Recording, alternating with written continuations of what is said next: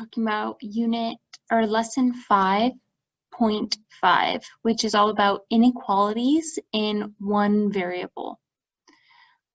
So inequality is probably something you're familiar with. It's a statement that says that one quantity is less than or greater than another. So this is the notation that we'll be using, the different symbols. We have less than or equal to, and greater than or equal to. So you've probably seen inequalities used with just numbers before, where we write something like 2 is less than 3, or 5 is greater than 4, or even 10 plus 6 is less than 2 plus 6, or 55 minus 3 is greater than 55 minus 10, right? Well, what we're going to be looking at now is inequalities with a variable in them. So looking at things that say x is less than 3, or 5 is greater than y, or 10 plus m is less than 2 plus m, or let's say n minus 3 is greater than n minus 10. So we're again looking at inequalities in one variable. So just one variable for right now. And what we're going to do first is graph these inequalities. See what they look like, because it's not just a single point anymore. You know, before when we've looked at equations with a variable, there was usually only one solution to each equation, only one possible value for each variable. But now with inequalities, it will be a range of numbers, a range of values. So let's look at this first one. T is greater than 5. T is greater than 5. And we're going to just graph these on a number line. Again, because we only have one variable, so we only need that one number line. So T is greater than 5. Well, that means that it'll definitely be up here, right?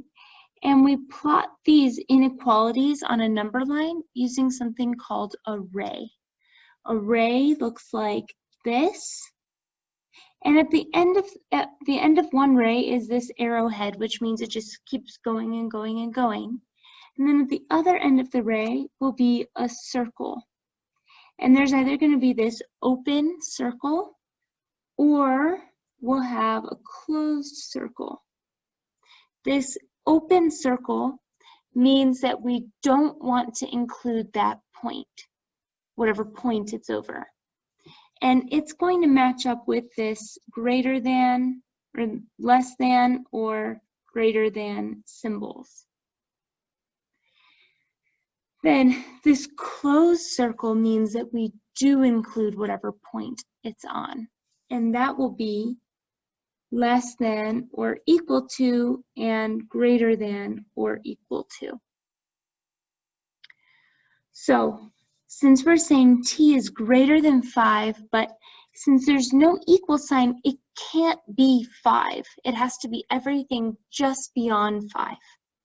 So we use this open circle at the end of the ray. And then it goes greater than 5, right? Let's look at the next one. We have x is less than or equal to -1.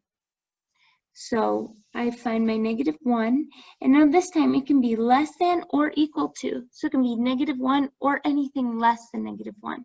So I include my closed circle over the -1. And then x is less than or equal to, so it's going to be anything less, so anything to the left. Less than or equal to -1. And now we have something called a compound inequality, which is just a combination of two inequalities. We read it like this. We read left to right. We say -2 is less than or equal to x, which is less than 4. In other words, x is both greater than -2, greater than or equal to -2, and also less than 4. So it's going to be a line segment which has two ends, no arrowheads. So and you can read it both ways, right? So I can say -2 is less than or equal to x, or I can also say x is greater than or equal to -2, saying the same thing. But since I have that less than or equal to symbol, I know I need to use my closed circle over the -2. So that's right here. And x is going to be greater than -2, so it's going to be something up this way. But it's less than 4, less than 4. Since there's not that line at the bottom, there's not that equals, I use the open circle, and then I just connect those 2 points. Okay? All right, so now what I want you to do is go to our Google Classroom, go to classwork, and then under week 15, there is a PDF called 5.5 Inequalities in One Variable Practice Problems. I want you to open up that PDF and complete these 10 practice problems. You're going to be doing exactly what we just did together. You're going to be graphing inequalities. And then there's 4 inequalities here that they give you the graph, and I want you to practice writing down the inequality. And then the last part will be graphing those compound inequalities. So what I'm going to do now is I'm going to go over number 1, and number 5. And then the rest will be up to you. All right?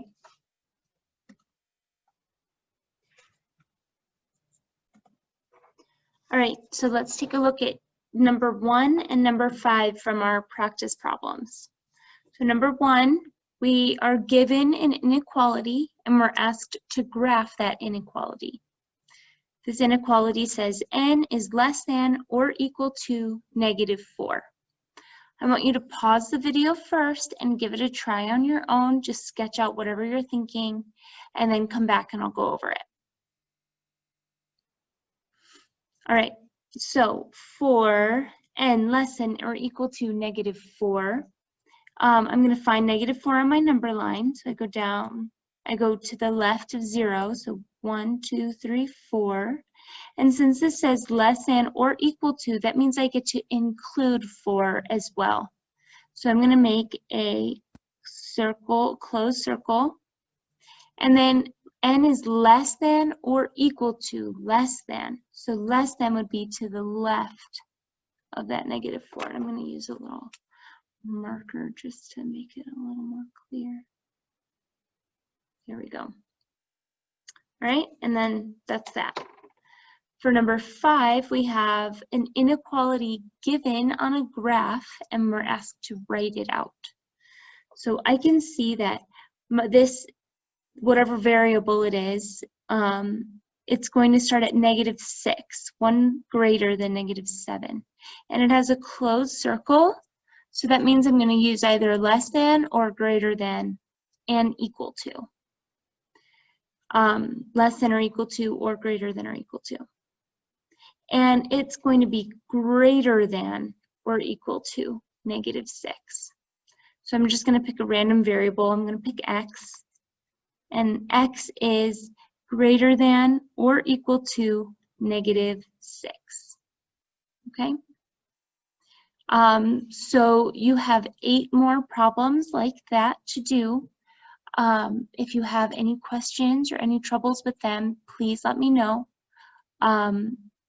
Otherwise, I'll see you next time.